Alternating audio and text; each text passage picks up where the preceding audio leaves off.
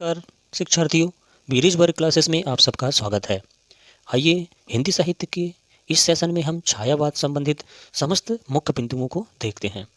शिक्षार्थियों, छायावाद का जो समय काल है सन 1918 से 1936 ईस्वी तक माना जाता है। तो प्रश्न यह उठता है शिक्षार्थियों कि सबसे पहले छायावाद जो शब्द है, यह शब्द किसने प्रयोग किया। तो देख लेते हैं कि लिखित रूप से छायावाद शब्द का प्रथम प्रयोक्ता तथा छायावाद नाम का प्रदाता मुकुटधर पांडे को कहा जाता है। और छायावाद शब्द सर्वप्रथम कहाँ से प्रकाशित हुआ था, किस पत्रिका में प्रकाशित हुआ था।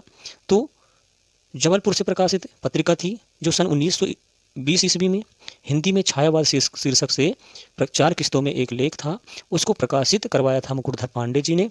उसी समय से उस शीर्षक जो छायावाद शीर्षक था, उसी शीर्षक से जिस पत्रिका का प्रकाशन हुआ था तभी से छायावाद शब्द का प्रचलन माना जाता है। एक बार पुनः देखें शिक्षार्थियों कि छायावाद लिखित रूप से सर्वप्रथम छायावाद शब्द का प्रयोग मुकुटधर पांडे ने किया था। और किसके माध्यम से किया था। तो 1920 ईस्वी में हिंदी में एक पत्रिका प्रकाशित हुई थी जिसका शीर्षक था छायावाद, जो कि 4 किस्तों में प्रकाशित हुई थी। 4 किस्तों में प्रकाशित हुई थी।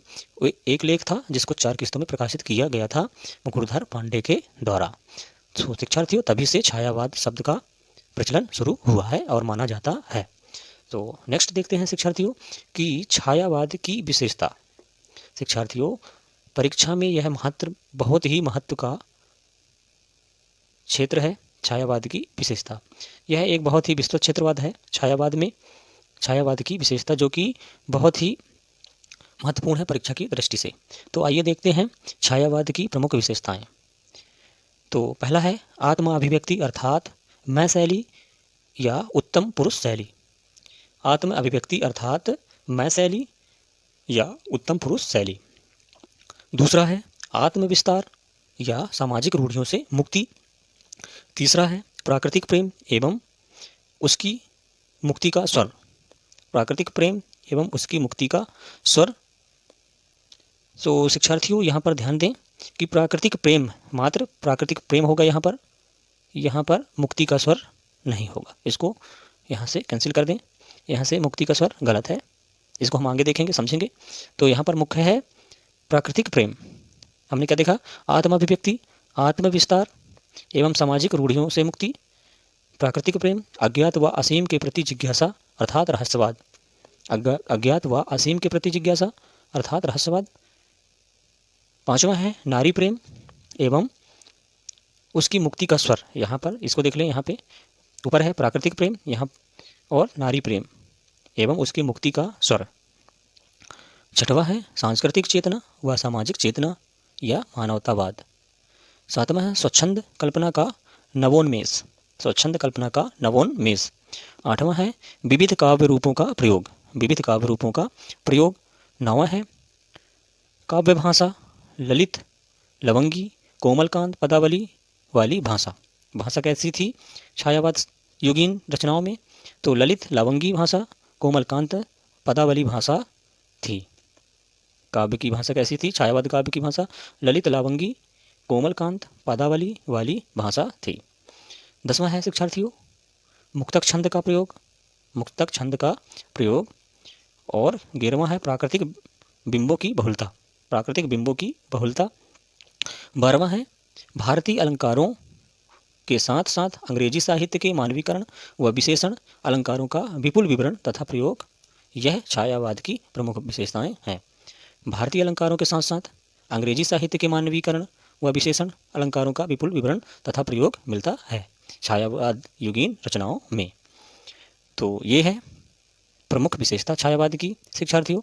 यहाँ पर मुक्तक छंद का प्रयोग सूर्यकांत त्रिपाठी निराला द्वारा सर्वप्रथम किया गया है। यह भी ध्यान रखें, आगे पढ़ेंगे और समझेंगे। तो यहाँ छायावाद की विशेषता बहुत ही स्पष्ट और बहुत ही सूक्ष्म दृष्टि से हमको देखना होगा ताकि डाउट ना हो, क्योंकि और भी जैसे हिंदी साहित्य के युग हैं उनकी विशेषताएं भी काफ़ी मिलती जुलती हैं। इस प्रकार से हमें बहुत ही स्पष्ट तरीके से, सूक्ष्म तरीके से समझना होगा और जानना होगा। तो कहीं पर भी डाउट हो तो वीडियो को रिवाइज करें और देखें। नेक्स्ट देखते हैं तो छायावाद का अर्थ। छायावाद का अर्थ देखते हैं, अर्थ जानेंगे और प्रयोगता जानेंगे। देखिए अर्थ छायावाद का अर्थ यहाँ पर पहला है रहस्यवाद। रहस्यवाद किसने कहा है? तो रहस्यवाद, छायावाद को रहस्यवाद किसने कहा है? मुकुटधर पांडे ने। यह भी परीक्षा में इस प्रकार के भी क्वेश्चन पूछे जाते हैं। तो रहस्यवाद सबसे पहले, छायावाद को किसने कहा? मुकुटधर पांडे ने। अस्पष्टवाद किसने कहा? अस्पष्टवाद सुशील कुमार जी ने कहा। छायावाद को अस्पष्टवाद किसने कहा? सुशील कुमार ने। छायावाद को अन्योक्ति पद्धति किसने कहा? महावीर प्रसाद द्विवेदी जी ने कहा। छायावाद को शैली वैचित्र किसने कहा? तो छायावाद को शैली वैचित्र रामचंद्र शुक्ल ने कहा। आध्यात्मिक छाया का भान, छायावाद को किसने कहा? नंदुलारे वाजपेयी ने। स्थूल के प्रति सूक्ष्म का विद्रोह, छायावाद को किसने कहा? डॉक्टर नागेंद्र ने। सो नेक्स्ट देखते हैं शिक्षार्थियों, इसका अर्थ छायावाद का जो प्रयोक्ता है, अर्थ छायावाद के अन्य नामों के प्रयोक्ता हैं, तो इसको देखें और समझें, ये परीक्षा में जरूर पूछे जाते हैं। तो नेक्स्ट देखते हैं शिक्षार्थियों, छायावादी काव्य के प्रवर्तक और प्रस्तोता, या छायावाद के प्रवर्तक तथा प्रस्तोता। तो इसको भी आइए देख लेते हैं अच्छे से, छायावाद के प्रवर्तक या प्रस्तोता। तो प्रस्तोता सबसे पहले देखते हैं आचार्य रामचंद्र शुक्ल। छायावाद के प्रवर्तक किसे मानते हैं आचार्य रामचंद्र शुक्ल? तो छायावाद के प्रवर्तक मैथिली शरण गुप्त को मानते हैं और मुकुटधर पांडे को मानते हैं। कौन मानते हैं? आचार्य रामचंद्र शुक्ल मैथिली शरण गुप्त को तथा मुकुटधर पांडे को छायावाद के प्रवर्तक मानते हैं। नंद दुलारे वाजपेयी, ये छायावाद के प्रवर्तक सुमित्रानंदन पंत जी को मानते हैं। तीसरे हैं प्रभाकर माचवे, ये माखनलाल चतुर्वेदी जी को छायावाद के प्रवर्तक मानते हैं। और चौथे हैं इलाचंद्र जोशी तथा अन्य विद्वान हैं जो, वो जयशंकर प्रसाद जी को छायावाद के प्रवर्तक मानते हैं। सो शिक्षार्थियों आगे देखते हैं, छायावाद के जो चतुष्ट हैं, जिन्हें चतुर्स्तंभक बोलते हैं, छायावाद के चतुर्थ स्तंभ बोलते हैं, तो उनमें से हैं सबसे पहले जयशंकर प्रसाद, दूसरे हैं सुमित्रानंदन पंत, तीसरे हैं सूर्यकांत त्रिपाठी और चौथे हैं महादेवी वर्मा।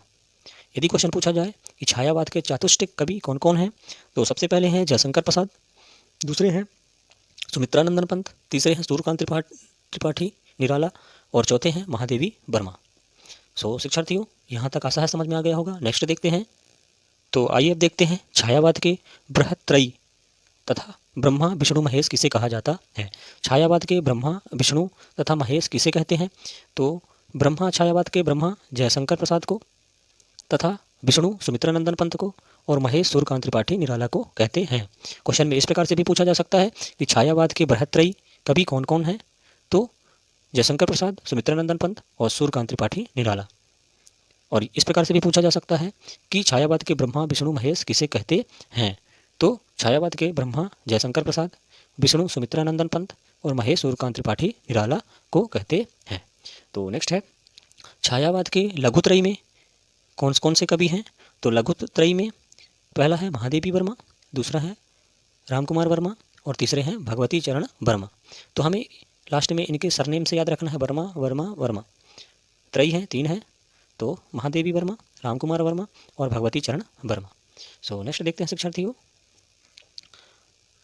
छायावाद के प्रमुख कवि तथा रचनाएं। छायावाद के प्रमुख कवि तथा उनकी रचनाएं। तो सबसे पहले देखते हैं शिक्षार्थियों जयशंकर प्रसाद। जयशंकर प्रसाद जी का देखते हैं, जो कि बहुत ही हिंदी साहित्य के जाने माने और सुविख्यात कवि और गद्यकार लेखक माने जाते हैं। सो सबसे पहले उनका नाम जन्म और मृत्यु के बारे में जानते हैं। तो इनका जन्म 1889 में तथा मृत्यु 1937 ईस्वी में मानी जाती है।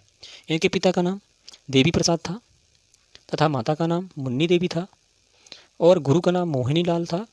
और इनके जो उपनाम थे, झारखंडी नाम से भी इनको जाना जाता था और कलाधर नाम से भी इनको जाना जाता था। शिक्षार्थियों कलाधर नाम से इन्होंने कई रचनाएं की हैं, तो इससे संबंधित भी क्वेश्चन बनते हैं जिनको हम आगे देखेंगे। सो यहाँ पर देखिए इनकी रचनाओं के बारे में देख लेते हैं। तो सबसे पहले इनकी रचना उर्वशी, इनकी रचना उर्वशी को देखते हैं। उर्वशी 1909 में 9 ईस्वी में, वन मिलन 1909 ईस्वी में, प्रेमराज 1909 ईस्वी में। उर्वशी, वन मिलन और प्रेमराज 1909 ईस्वी में लिखी गई हैं। चौथा है अयोध्या का उद्धार 1910 में।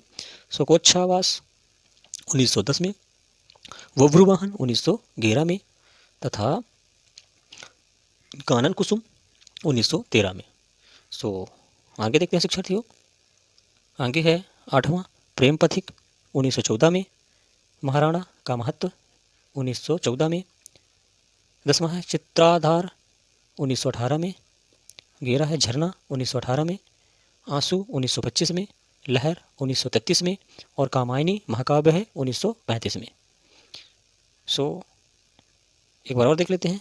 प्रेम पथिक 1914 में, महाराणा का महत्व 1914 में, चित्राधार 1918 में, झरना 1918 में और आंसू 1925 में, लहर 1933 में और कामायनी 1935 ईस्वी में लिखी गई। सो इनके रचनाओं के बारे में जो महत्वपूर्ण बिंदु हैं, महत्वपूर्ण बातें हैं जो परीक्षा की दृष्टि से बहुत ही महत्वपूर्ण हैं, सो उनको भी देख लेते हैं। इनकी रचनाओं से संबंधित है जयशंकर प्रसाद की प्रथम कविता। इसको ध्यान दें शिक्षार्थियों, जयशंकर प्रसाद जी की प्रथम रचना एक कविता सावक पंचक को कहते हैं। जयशंकर प्रसाद जी की प्रथम कविता कौन सी है? सावक पंचक 1906 ईस्वी में लिखी गई है। भारतेंदु पत्रिका में कलाधर नाम से प्रकाशित हुई थी। ये जो सावक पंचक है, देखिए यह किस नाम से प्रकाशित हुई थी? भारतेंदु पत्रिका में कलाधर नाम से प्रकाशित हुई थी। सो नेक्स्ट देखते हैं शिक्षार्थियों, प्रथम छायावादी कविता। यह प्रथम कविता थी लेकिन यहाँ पर प्रथम छायावादी कविता है। तो प्रथम प्रभात छायावाद की प्रथम कविता है प्रथम प्रभात, जो कि 1918 ईस्वी में लिखी गई है, प्रकाशित हुई है। में से झरना में संकलित है। यह प्रथम प्रभात जो रचना है, कविता है छायावाद की, 1918 ईस्वी में प्रकाशित हुई, जो झरना में संकलित है, जो झरना रचना है उसमें संकलित है। सो नेक्स्ट है जयशंकर प्रसाद की प्रथम पुस्तक का रचना, पुस्तक है जिसको पुस्तक भी हम कह सकते हैं, उर्वशी है। जयशंकर प्रसाद की प्रथम पुस्तक का रचना उर्वशी है। यह चंपू काव्य है। यह क्या है? चंपू काव्य है। सो नेक्स्ट है खड़ी बोली में प्रसाद की प्रथम रचना, खड़ी बोली में प्रसाद जी की प्रथम रचना है। यह काव्य संग्रह है कानन कुसुम 1913 में प्रकाशित हुई। छायावाद की प्रथम रचना है, यहाँ पर रचना है, वहाँ पर कविता हमने देखा, छायावाद की प्रथम कविता देखा हमने, और यहाँ पर छायावाद की प्रथम रचना है। प्रथम रचना क्या है? झरना 1918 में प्रकाशित हुई। इसे छायावाद की प्रथम प्रयोगशाला भी कहते हैं। किसे? झरना को छायावाद की प्रथम प्रयोगशाला भी कहते हैं। तो आगे है आंसू। अगला है आंसू। आंसू एक विरह काव्य है। आंसू एक विरह काव्य है। इसे हिंदी का मेघदूत भी कहते हैं। छंद संख्या इसमें 133 है। चित्रधार, यह ब्रजभाषा में रचित है। चित्रधार जो रचना है यह ब्रजभाषा में रचित है। प्रेम पथिक प्रथमतः ब्रजभाषा में सन 1909 में लिखा गया है। ब्रजभाषा में प्रथम रचित जो रचना है प्रेम पथिक है, जो 1919 में लिखा गया है। 1909 में, यहाँ पर ध्यान दें, 1909 में प्रेम पथिक जो प्रथम ब्रजभाषा की रचना थी, 1909 में जयशंकर प्रसाद द्वारा रचित रचना है। नेक्स्ट देखते हैं। नेक्स्ट है शिक्षार्थियों जयशंकर प्रसाद कृत कामायनी जो महाकाव्य है, इसके बारे में हम विस्तार पूर्वक से जानते हैं और बहुत ही अच्छे से इसको देखते हैं, क्योंकि इसी महाकाव्य से कई प्रकार के प्रश्न बनते हैं परीक्षा में। तो सबसे पहले इसमें देखते हैं जो कामायनी महाकाव्य है, यह परीक्षा की दृष्टि से बहुत ही महत्वपूर्ण है। तो सबसे पहले इसमें देखते हैं सर्गों की संख्या कितनी होती है? 15। तो सर्ग किसे कहते हैं? आप सब जानते होंगे, अध्याय या खंड को सर्ग कहते हैं। तो इसमें कितने सर्ग हैं? 15।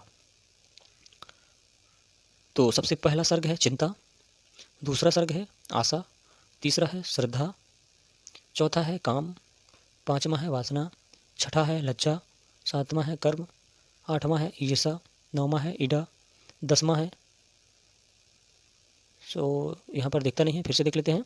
सबसे पहले है चिंता, दूसरा है ईर्षा आशा, तीसरा है श्रद्धा, चौथा है काम, पांचवा है वासना, छठा है लज्जा, सातवां है कर्म, आठवां है ईर्षा और नौवां है ईड़ा, 10वां है स्वप्न और 11वां है संघर्ष, 12वां है निर्वेद और 13वां है दर्शन, 14वां है रहस्य और 15वां है आनंद। शिक्षार्थियों, इन सर्गों को क्रम से भी पूछा जाता है परीक्षा में कि पहला सर्ग कौन सा है, तीसरा कौन सा है, 8वां क्या है, 12वां क्या है। तो इसके क्रम का भी हमें ध्यान रखना है शिक्षार्थियों। नेक्स्ट देखते हैं रस। इसमें कौन सा रस प्रधान रस है? तो इसमें शांत या निर्वेद रस को प्रधानता है। इसमें पात्र और पात्रों के प्रतीक देख लेते हैं। तो पात्र है इसमें मनु, श्रद्धा, ईडा और कुमार। और प्रतीक देख लेते हैं इनके। तो मनु का प्रतीक है मन, और श्रद्धा का प्रतीक है हृदय, और ईडा का प्रतीक है बुद्धि, और कुमार का प्रतीक है मानव। मुख्य छंद ताटांग छंद है। कामायनी महाकाव्य का प्रमुख जो छंद है वह ताटांग छंद है। और कामायनी महाकाव्य का मुख्य दर्शन जो है तो समरसतावाद और आनंदवाद। जो दर्शन है महाकाव्य का, कामायनी महाकाव्य का जो दर्शन है तो समरसतावाद और आनंदवाद माना जाता है। सो इसमें कुछ महत्वपूर्ण तथ्य भी हैं, देख लेते हैं। आचार्य शांतिप्रिय द्विवेदी ने कामायनी को छायावाद का उपनिषद कहा है। शांतिप्रिय द्विवेदी ने कामायनी को छायावाद का उपनिषद कहा है। और प्रसाद जी को प्रेम और सौंदर्य का कवि माना जाता है। सो आज के वीडियो में बस इतना ही शिक्षार्थियों। हिंदी साहित्य की अगली श्रृंखला में मिलते हैं कुछ नए विषय के साथ। धन्यवाद।